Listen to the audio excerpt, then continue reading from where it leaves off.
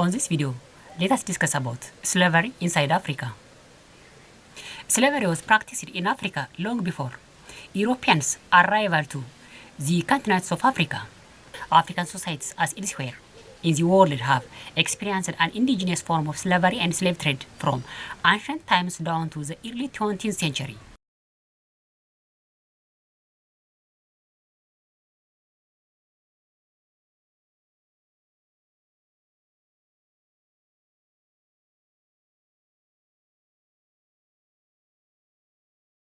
Methods of acquiring slavery was as follows. 1. Captives from war. Captives from war were enslaved and used as unpaid laborers, soldiers, or domestic servants. 2. Captives from debts. People who were unable to pay their debts and tribute were enslaved. Slave owners also gained slaves directly from the market. Riding or kidnapping powerless people also another method to gain or acquire slaves. Slaves were brought to slave marketplaces by merchants of long distance trade. The following were the most important trading routes of slave trade inside Africa before the beginnings of the transatlantic slave trade. The first slave trade routes inside Africa stretched from West Africa to the North Africa. On this trading route, West African black slaves were brought to North Africa along the Trans-Saharan trade routes. The second trade route was stretched from the southwestern parts of Ethiopia region up to the northern Africa and beyond. Slaves originated from the remote southwestern regions of Ethiopia reached the Sudan and Egypt, North Africa or beyond. The third trade route was stretched from the central parts of Africa to the kingdom of Bakongo or Nidongo along the Atlantic coast. On this major long-distance slave trade routes, slaves and other trade items brought from the remote Central African interior to the kingdom of Bakongo or Nidongo along the Atlantic coast. በዚህ ቪዲዮ እዚሁ አፍሪካውያን በአፍሪካውያን መካከል ያድርጉት የነበረውን የባሪያ ንግድ በተመለከተ እንማራለን። ባርነት በአፍሪካ አውሮፓውያን የአፍሪካን ምድር ከመርገጣቸው በፊት የነበረ ተግባር ነው። አፍሪካውያንም ልክ እንደ ማንኛውም የዓለም ሀገራት ከጥንት ጀምሮ እስከ 20ኛው መቶ ክፍለ ዘመን የዘለቀ የባሪያ ንግድ ባህል የነበራት አህጉር ናት።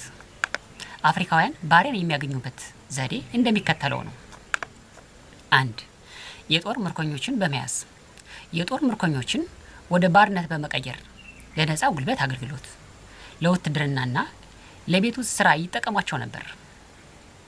2. በእዳ ፈንታ በመያዝ የገንዘብ ዕዳ ወይንም ግብር መክፈል ያልቻሉ ሰዎችን በእዳቸው ፋንታ በባርነት በመቀየር ለባርነት ይጠቀሟቸው ነበር። 3. በቀጥታ በገንዘባቸው ከገበያ ቦታ ባሪያዎችን በመግዛት 4. ኃይል ያላቸው ቡድኖች ወይንም ባለጉልበተኞች ጉልበት ወይንም ኃይል የሌላቸውን ግለሰቦች ወይንም ቤተሰብ በጉልበት በማፈን ወደ ባርነት ይቀይሯቸው ነበር። ባሪያዎች በነጋዴዎች አማካኝነት ለረጅም ርቀት የባሪያ ንግድ ወደ ገበያ ይወጡ ነበር። ዋና ዋናዎቹ የባሪያ ንግድ መስመሮች በአፍሪካ የሚከተሉት ናቸው። 1. ከምዕራብ አፍሪካ ተነስቶ በትራንስ ሳሃራን የንግድ መስመሮች አልፎ ወደ ሰሜን አፍሪካ የሚደርስ ነው። 2. ከኢትዮጵያ ደቡብ ምዕራባዊ ክፍል ተነስቶ በሱዳንና በግብጽ አልፎ ወደ ሰሜን አፍሪካ ከዛም አልፎ የተዘረጋ ነበር። 3. ከማዕከላዊ አፍሪካ ተነስቶ ወደ ኮንጎ ግዛት አትላንቲክ ጠረፍ ኒዶንጎ የሚደርስ ነበር።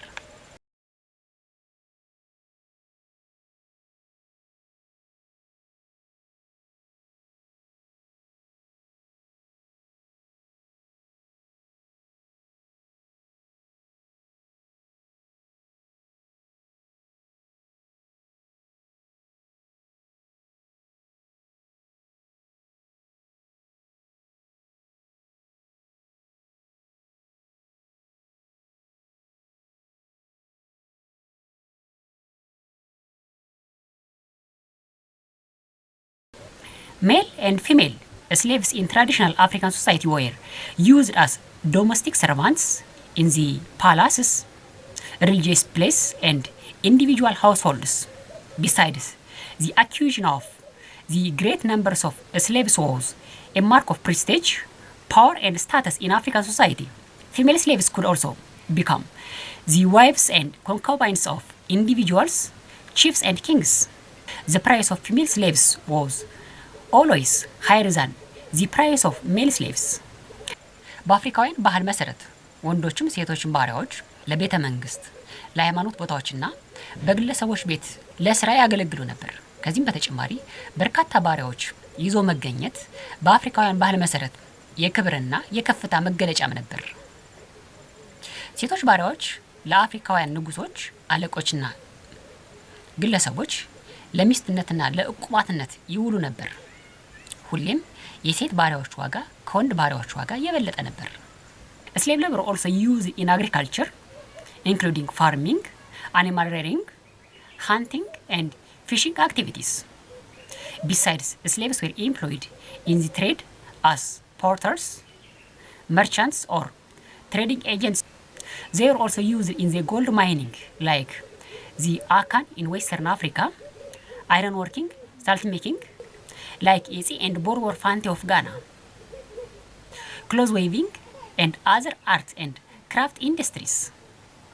In addition, slaves were recruited into the armies of traditional pre-colonial African states as soldiers, camp followers, bodyguards of kings and chiefs, or in rare cases as commanders. In the field of administration, slaves were highly needed in the palaces of African chiefs to serve as musicians, swordbearers, heralds, translator, financiers, cookers, and so on. በጥንቱ አፍሪካ ባሪያዎች ለተለያዩ አገልግሎቶች ይውሉ ነበር። የባሪያ ጉልበት በግብርና በተለይ ለእርሻ ስራ፣ ለከብት እርባታ እንዲሁም ለአሳ ማስገርና ለአደንም ይውል ነበር። ባሪያዎች በንግድ ቦታ ላይ ዕቃ ተሸካሚ ነጋዴ እንዲሁም የንግድ ወኪል በመሆን ለግለሰቦችና ለግዛቶች ያገለግሉ ነበር። በምዕራብ አፍሪካ በጋና አካን ለወርቅ ቁፋሮ ስራ እንዲሁም በጋና አካባቢዎች እንደ ኢጺና ቦርቦር አካባቢዎች ለጨውና በብረት ስራዎች ላይ ያገለግሉ ነበር።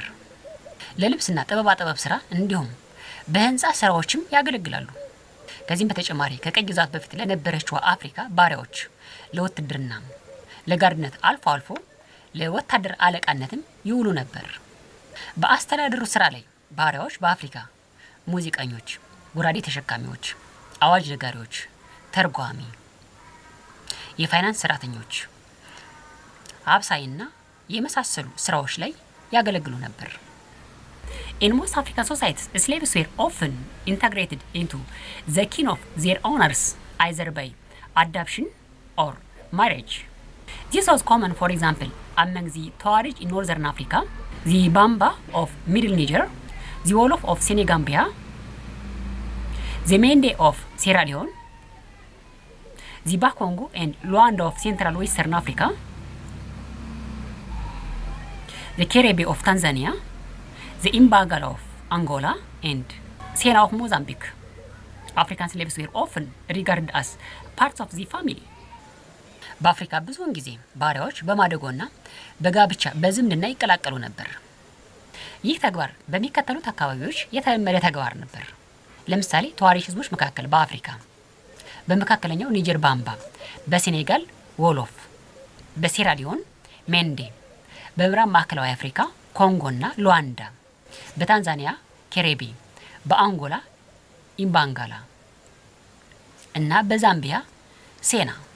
ብዙውን ጊዜ በአፍሪካ አፍሪካውያን ባሪያዎች እንደ ቤተሰብ ሆነው ይታያሉ። Slaves in African traditional society had certain rights and privileges.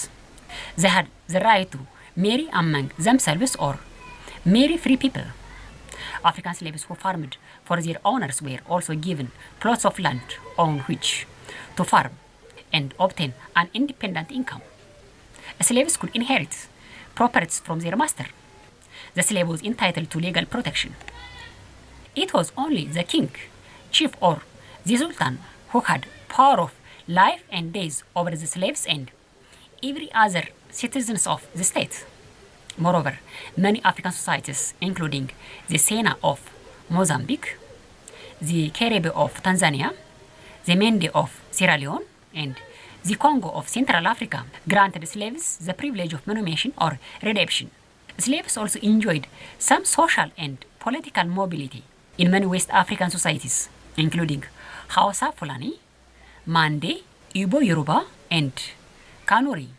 A slave could become head of his own house, village head or chief. በጥንቱ የአፍሪካ ህዝብ ባሪያዎች አንዳንድ የተለየ መብት ነበራቸው።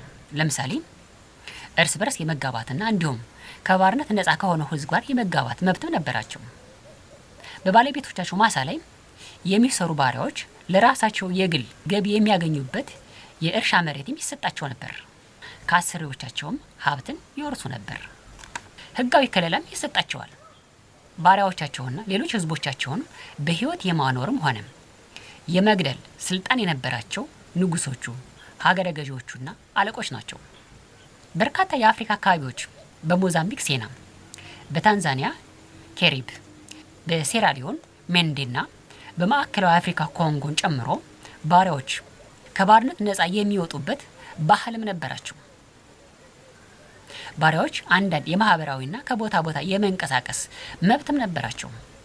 በብዙ ምዕራብ አፍሪካ ማህበረሰቦች እንደ ሀውሳ ፉላኒ፣ ማንዴ፣ ኢቦ፣ ዮሩባና ካኖሪ ባሪያዎች በራሳቸው ቤትና መንደር ኃላፊዎችና አለቆችም ነበሩ።